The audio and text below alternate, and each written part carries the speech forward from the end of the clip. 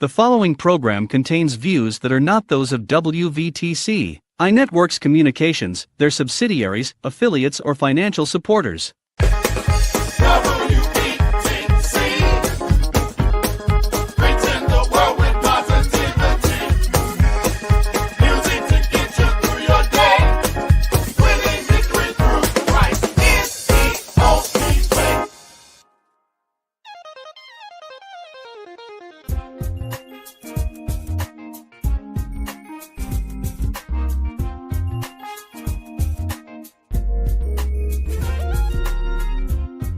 I love that part.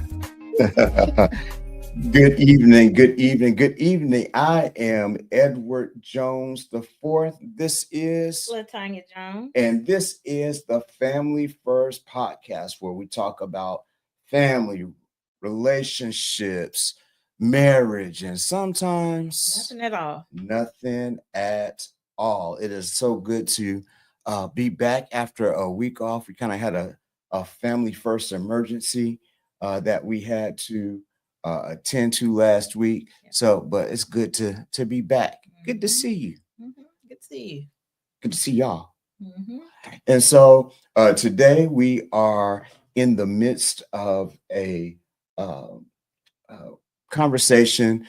This month, the month of June, is Men's Mental Health Month, or Mental Health Awareness Month.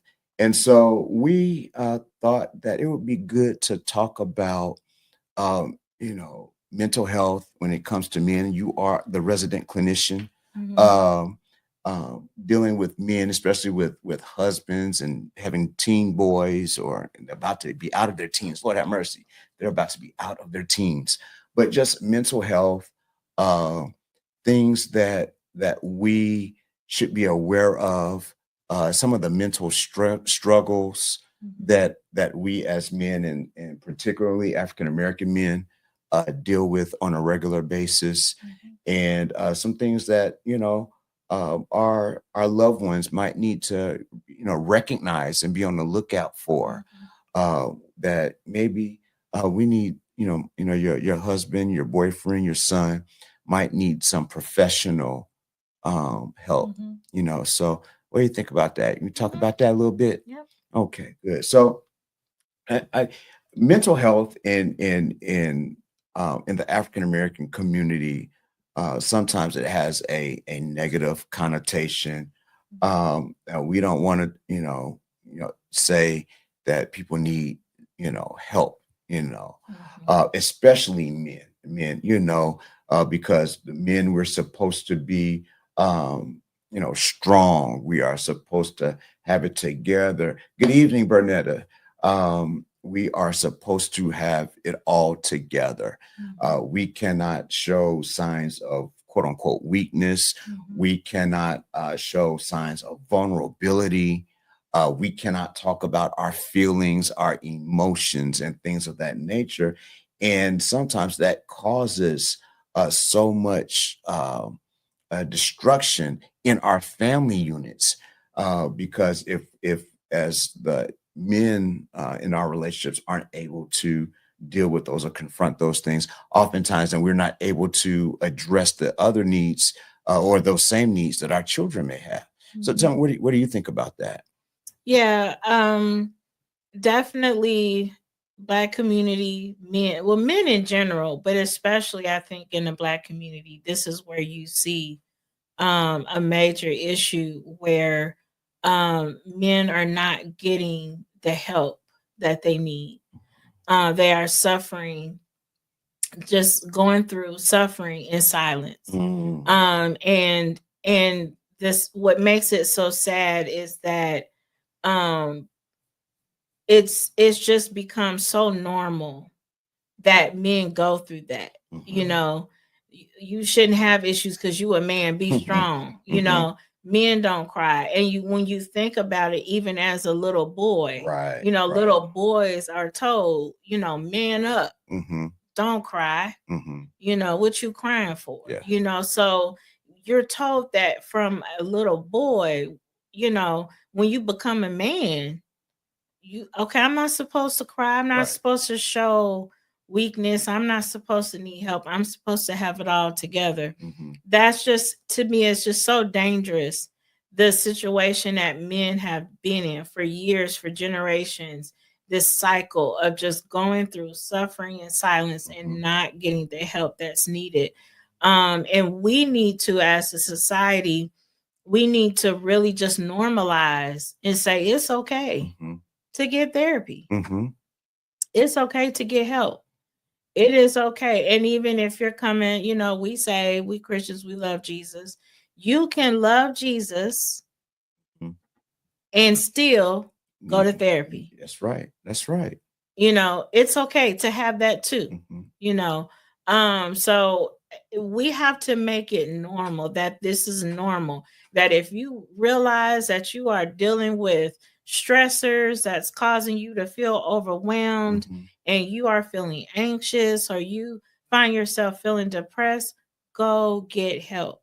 Amen. Go get help. That's good because, but the interesting thing is, because I was just thinking, if our tooth is hurting, we're gonna go to the dentist. Absolutely. If our, part of our body is hurting, we're having aches and pains, we're gonna go to the doctor. If our eyes are, we're gonna go to the optometrist.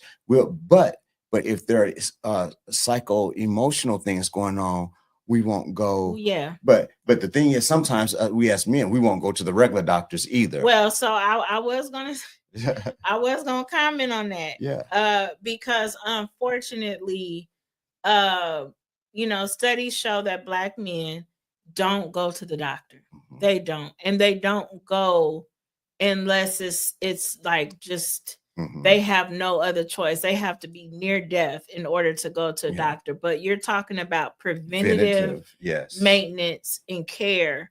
They don't do it, and that is a problem. So you do see that, but most definitely we have to change our mindset, just in terms of instead of looking at it as, oh, getting therapy, that's a luxury sort of thing. Right. I don't need it. It's not necessary. Not a big deal. I can handle it on my own. And that's really not what therapy is about.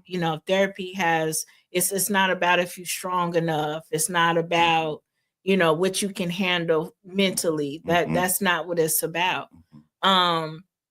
So we have to really kind of change our perspective and our views on what mental health is. What does that look like? How do we get that? Steps to achieve it, and then how can we support each other in that?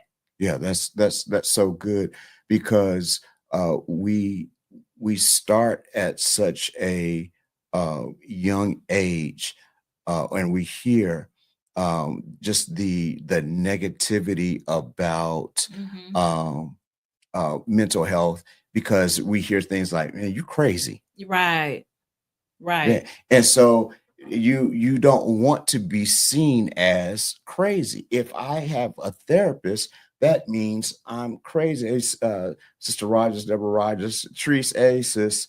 But it sometimes seeing a therapist will keep you from going crazy. Yeah. It's not a sign that you are crazy. Yeah. And so there are so many things that we'll find out that are chemical in our chemical imbalances, chemical imbalances, and so we need to they get evened out. And so we need to really access those things, because what happens is, what we don't understand is, a lot of our drug problems that we have in our community is because people are self-medicating. Yes.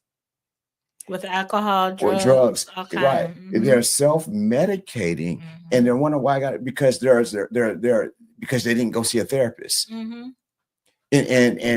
so they're finding an escape, or they're finding the dopamine or the endorphins that are released, that those different things bring, instead of getting to a therapist Mm-hmm. instead of getting to someone that can diagnose if there's something going on. And we need to do that. Please stop bringing, well, I'm not going to say it that way.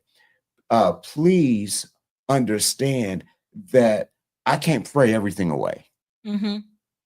If I just get them to the pastor, and the pastor, if the pastor prays hard enough for them, the missionaries pray hard enough for them, or the mothers lay hands on the little girl and pray hard enough, everything will be all right. Mm-hmm.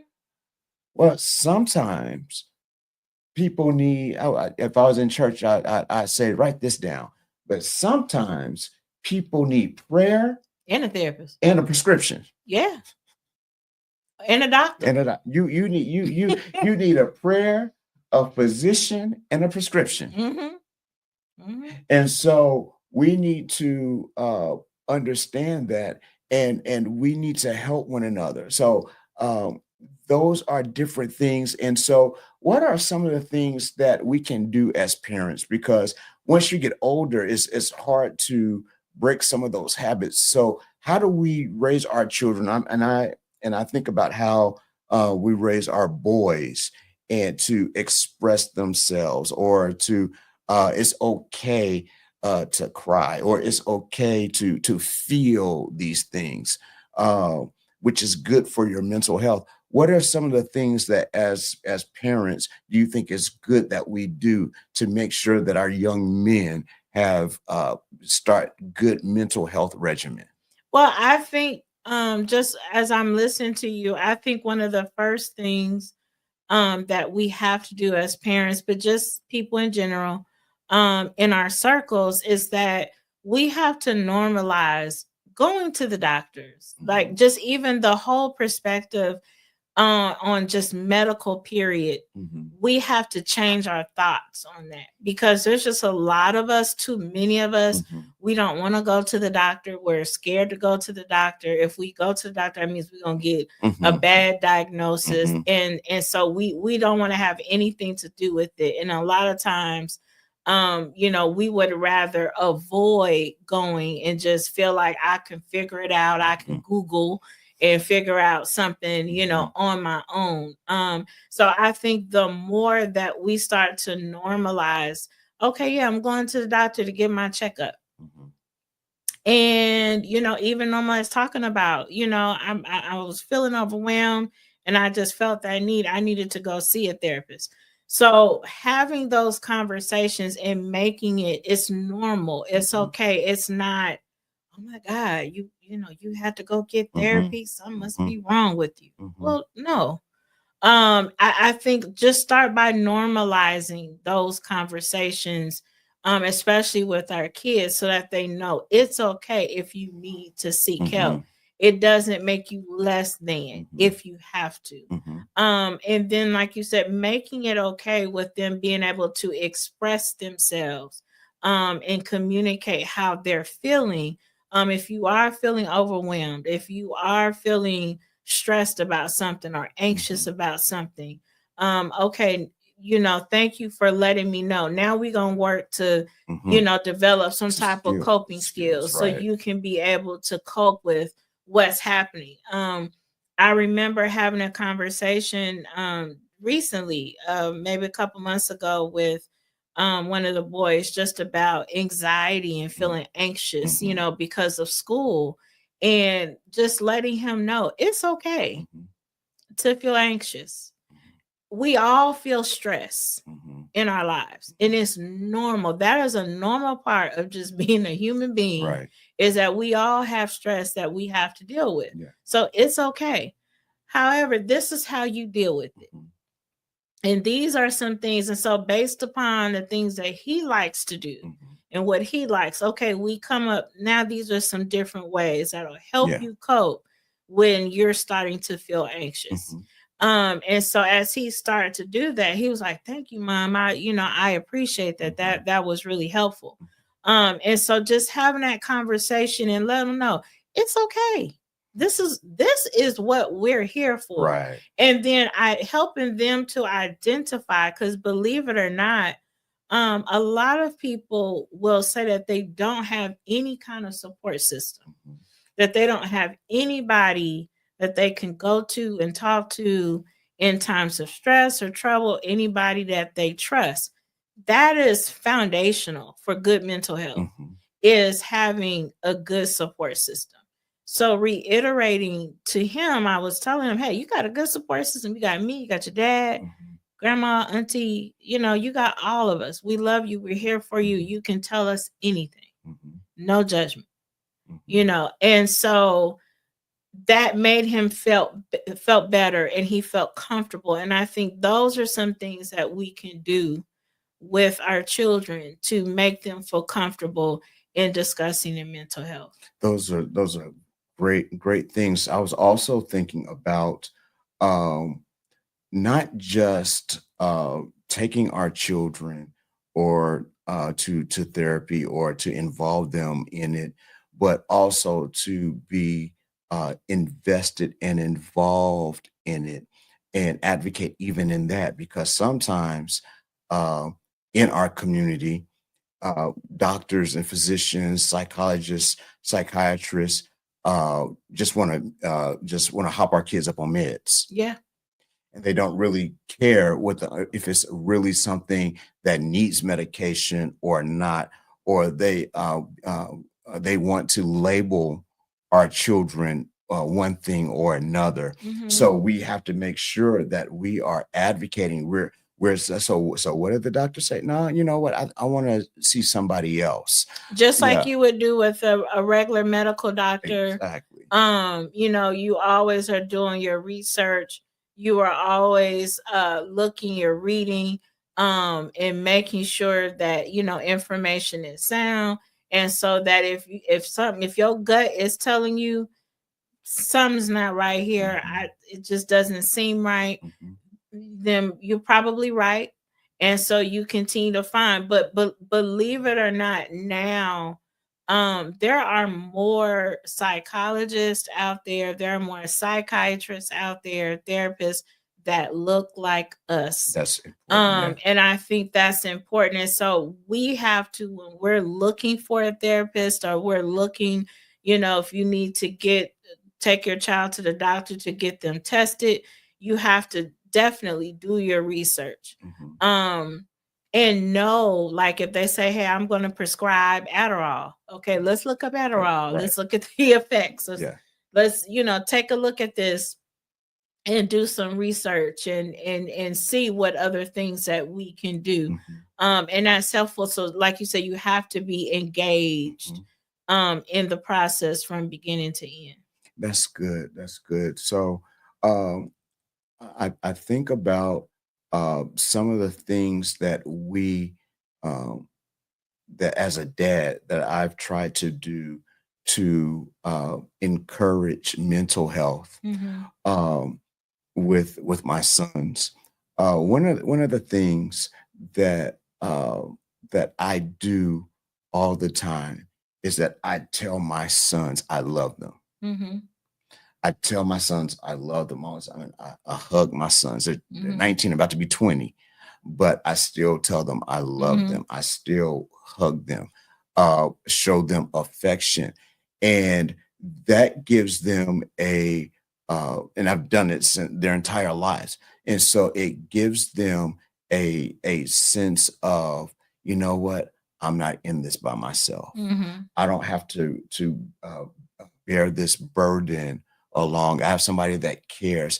It's amazing how I've heard stories about young men that never heard their dad say that he loved them or Mm. that he was proud of them, and Mm. they've lived their entire life under the pressure and anguish of trying to please someone that they never could get their approval, Mm. and the mental anguish that takes upon them and how it gets passed down.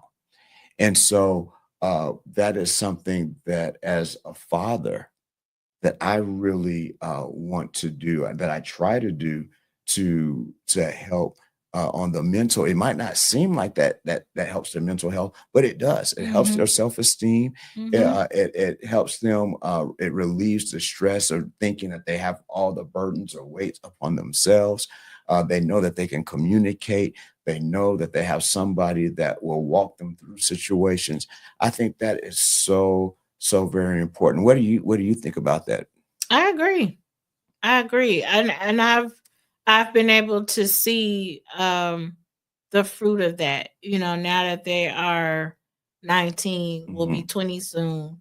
They definitely feel okay, I can talk to mom, I can talk to dad if Hmm. anything is going on, feel a Hmm. certain way. And they know that they are supported. So I think those are definitely some important things Hmm. that just as parents we need to make sure that we're doing with our kids. It's like, believe it or not, it really is setting the Hmm. foundation for them to have really good mental health. Hmm. Yeah. Yeah, and um, when they were younger, I tried not to say, what, stop crying. I'll give you something to cry about. Mhm. Because for us Gen Xers, we heard that all the time. Boy, be quiet. Ain't nothing wrong with you. Right. Tough it up. Suck it up. Right. You know. Um, Now I will say that sometimes that is appropriate. Mhm. For you tell them to suck it up. Rub some dirt in it. And so, but we have to know our children as well, pay attention to them to know when that is appropriate to say suck it up, and then when it's the time to embrace them and tell them, you know Yeah. what, it's gonna be all It's a right. good, especially when you're dealing with boys. Yeah, Yeah. yeah. And so because we want them to be boys, young men, and grown men, but at the same time to have the emotional balance, Mhm. and not what's the term, the toxic masculinity, Right. that does our families harm. So um, that's one of the things that I've done with the boys.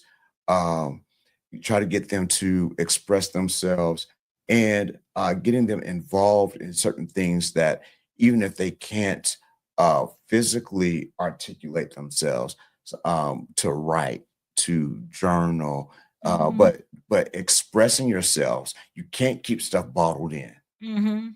We have to find healthy outlets for our mental health. Sometimes we think physical health is just physical, but physical health helps our mental health, And vice and, versa. and, and vice versa. Talk about Yeah. that a little bit. It is definitely true that you can be feeling anxious and feeling depressed, and it will actually cause physical symptoms. If you deal with anxiety, or even if you're dealing with depression, a lot of times when you're dealing with depression, you can't sleep. Mhm.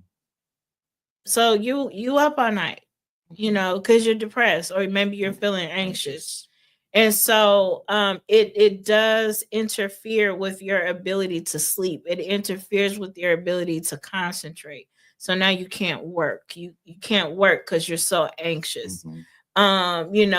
It may cause because you're not sleeping, maybe you're not eating right. Mhm. So now it's causing issues with your digestion, Mhm. things like that. So it definitely can cause a lot of physical issues, and vice versa. If you have already a physical issue or some type of medical issue, ailment that you're dealing with, and then you deal with depression and anxiety, things like that, it's going to make whatever you have medically worse. Mm.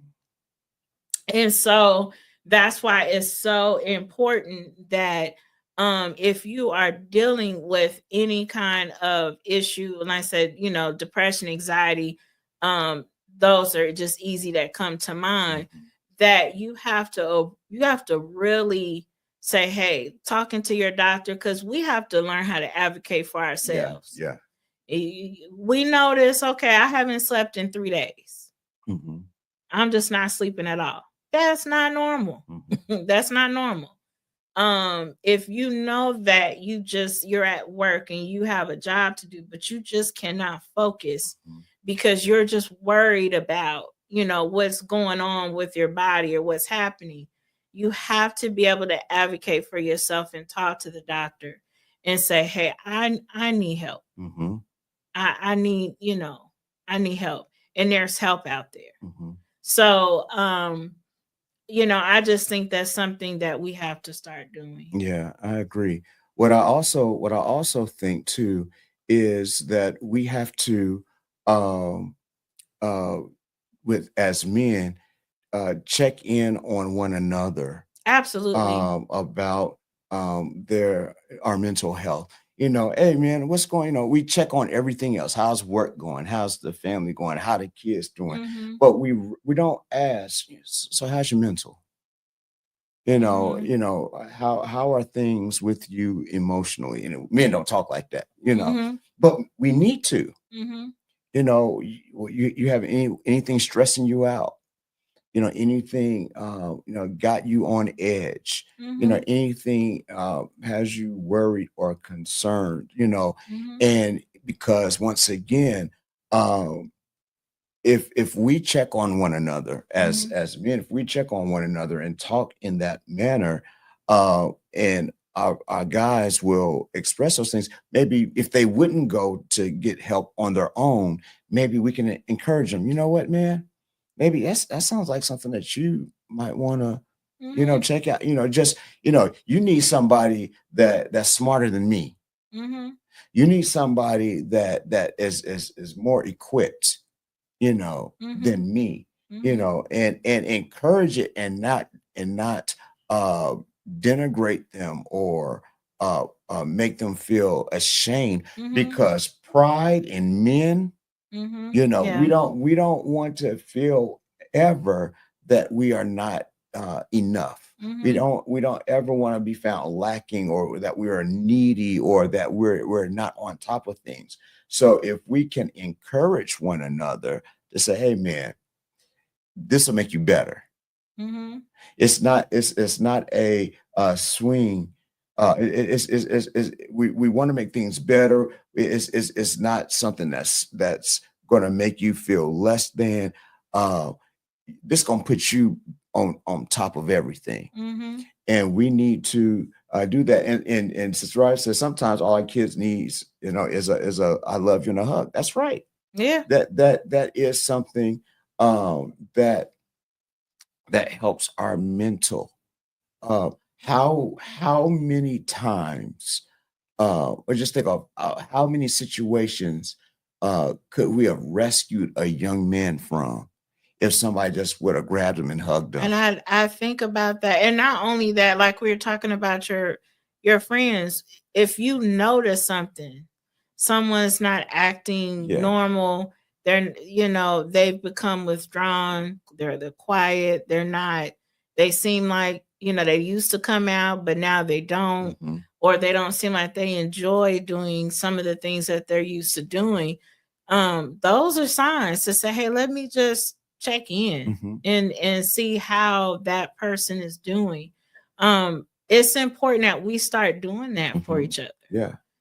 That's community. That's checking in on each other. Like, we weren't designed to be islands unto ourselves, Right. Right. right? Right. So we have to really, I think, learn how to be able to look out for one another. And I think, um just imagine how many people we can save Yeah. if you just take a moment to say, are you all right? You don't seem yourself. You Yeah. seem, you seem overwhelmed. Is there anything that I can do to help you? And hey, I know of a good Yeah. therapist. Yeah. Yeah.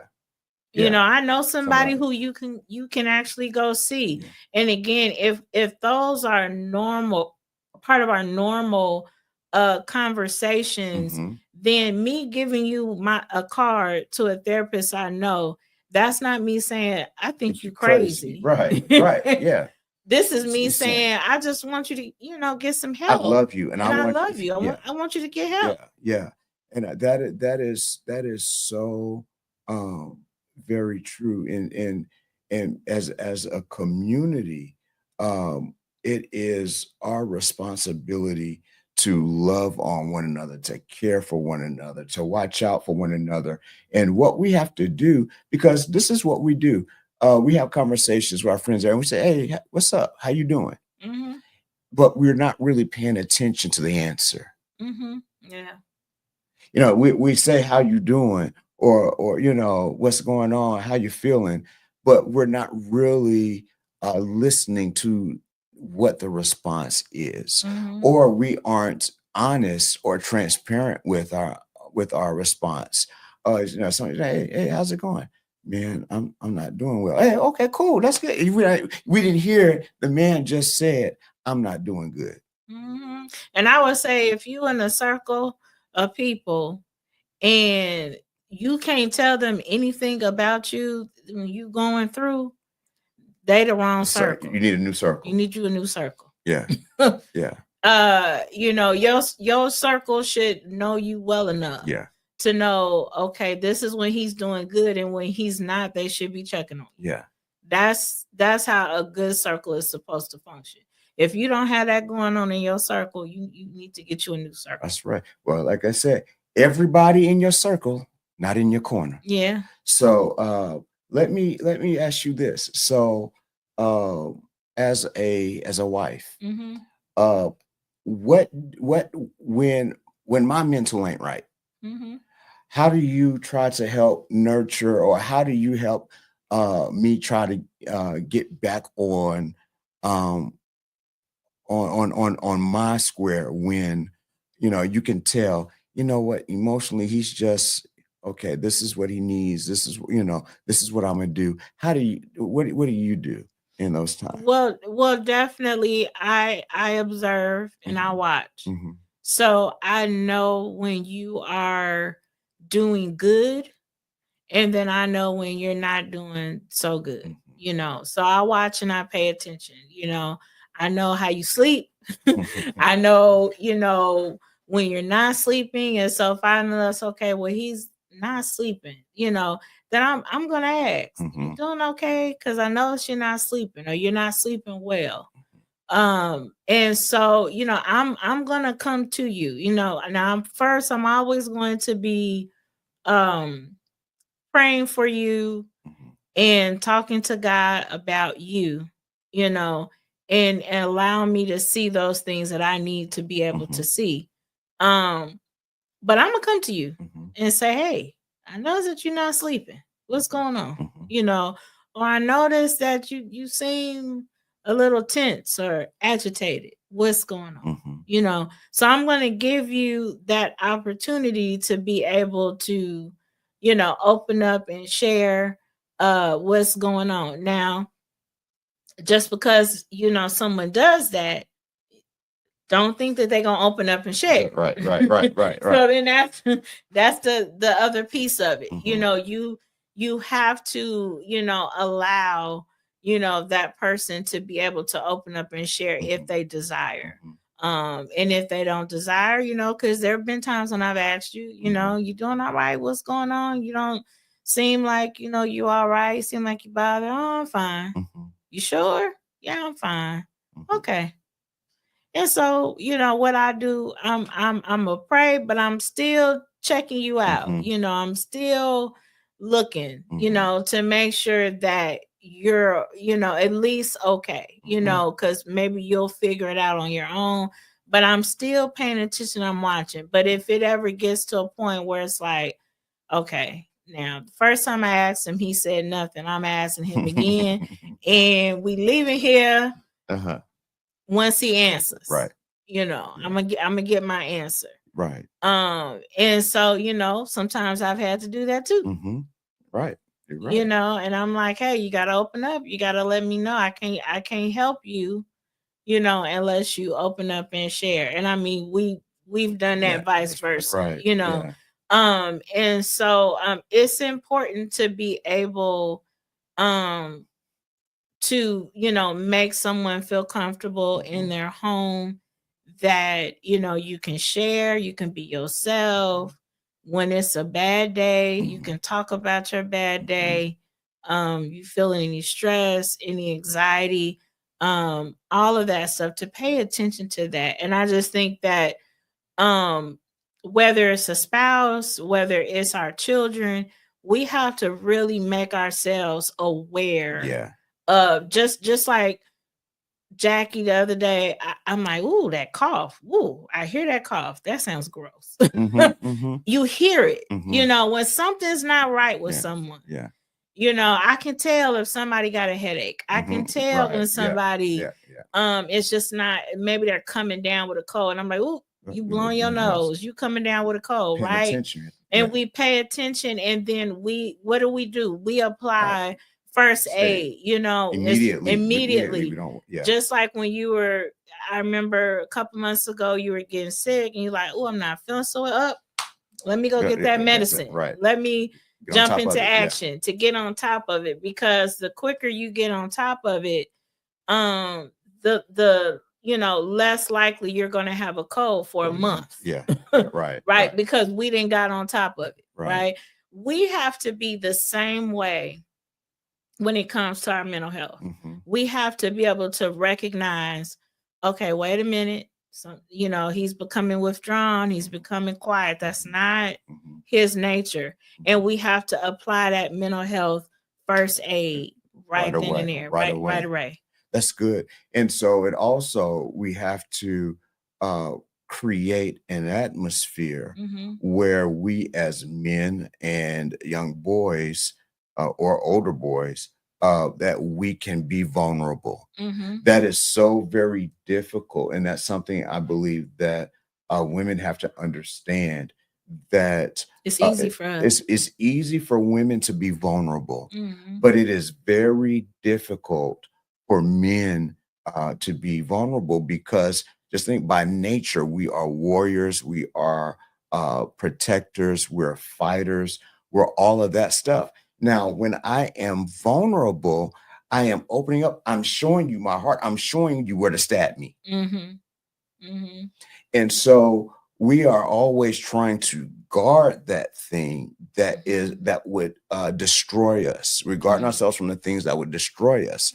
And so we don't want to make ourselves vulnerable. So with our sons, with our nephews, with our grandchildren, or our grandsons, since we're talking about men's mental health, and this can apply across the board to our young girls too, but with our husbands or whatever, we have to create an atmosphere where they can be vulnerable and know that you're not going to weaponize whatever they give you, not weaponize their vulnerability, their fears.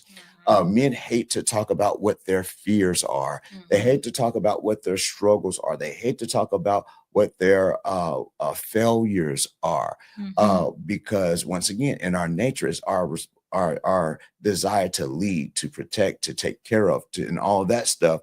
And all of those things say that you haven't done those things. And so we want to hold those things close to our vest. But if you see those things are not right, but if you have not created the atmosphere where the male can be vulnerable, he's not going to share. Yeah.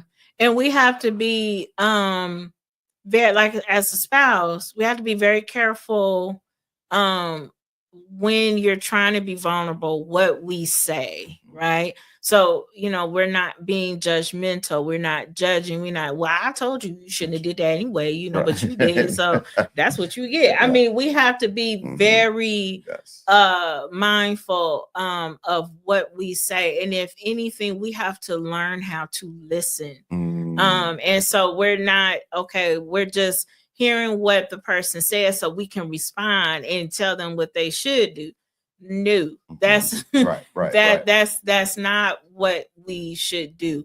But we're listening. We're actively listening to what they're saying and listening to the feelings and emotions behind it. And then even using like some reflective listening. So you said this, let me make sure I have what you're saying. So reflect it back to that other person. Okay, so you're saying that you feel very overwhelmed at work because of, Bob and John. Okay. Things like that. And so really, because that helps the other person feel heard. And so that's really what we want to do when we are listening to, especially listening to a man is opening up and sharing. We want to make sure that we are really listening. And again, we're not listening to give feedback. We're not listening to give advice. We're not listening to just, say something and what they should have done, and then they feel worse. Right. Have you ever talked to somebody and you felt bad and then you felt worse after you talked to them? I shouldn't even be like, man, I shouldn't even said nothing. Right. And so a lot of times, that's how men might feel. And so we don't want that to happen, whether we're talking to our spouse or brother or whoever.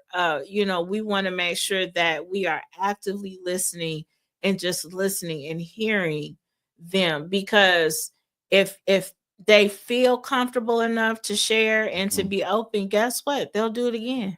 That's right. And so when they do feel overwhelmed and when they do feel stressed, they know I can trust her and I can talk to her. And that's what a lot of our men need. Man, that's good. And so I think we'll close it right there with that, because that's phenomenal. I will say that every man in the different stages of life needs 4 things, 4 P's. How I love my alliteration. But he needs a partner. He needs a pastor. He needs a physician and a psychologist. Those 4 professionals in different stages of life, we all need them. And we cannot or should not run away from any of them. And we should embrace all of them. And so that's where I would put a pin in our conversation tonight as we talk about men's mental health. Some things, like I said, need a pastor and a prayer. Others need a psychologist or a physician and a prescription. And we have to know the difference between the two. All right. But in the meantime, I'm not going to stop praying for you. I'm not going to stop taking care of those ministry or spiritual needs. And so if you want to see us before next Tuesday, you can see us on this Sunday at the Grace Missionary Baptist Church at 16650 Crawford Avenue in Markham, Illinois. Grace Missionary Baptist Church, the Grace Station, where we are transforming lives and building the kingdom. We are in the midst of our church's 45th anniversary. 45 years. And this past Sunday was phenomenal. We had my brother, Bishop Craig Johnson, out of San Bernardino, California. He was amazing, talking about God knows what he's doing. And he says, God moves in 2 directions, up and forward. And so I believe you're going to be going up and forward as you embrace mental health. This coming week, we have my brother, my friend, Elder William Scott, coming in to be a blessing to us. So come on out and join us at Grace. We'd be happy to see you. But until next time, I'm Edward Jones IV. This is Latanya Jones. And this is the Family First podcast. See you soon. See you next week.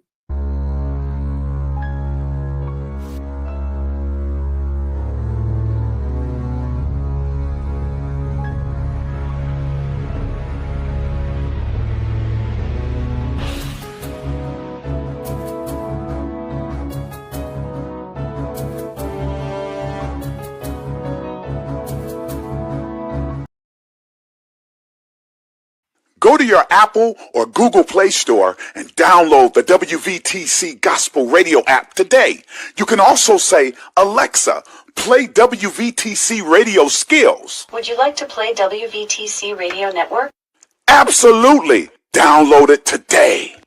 Views made on the preceding program are not those of WVTC Radio, iNetworks Communications, or their financial supporters. Winning victory through Christ, WVTC Allsip Chicago, and iNetworks Communications Station.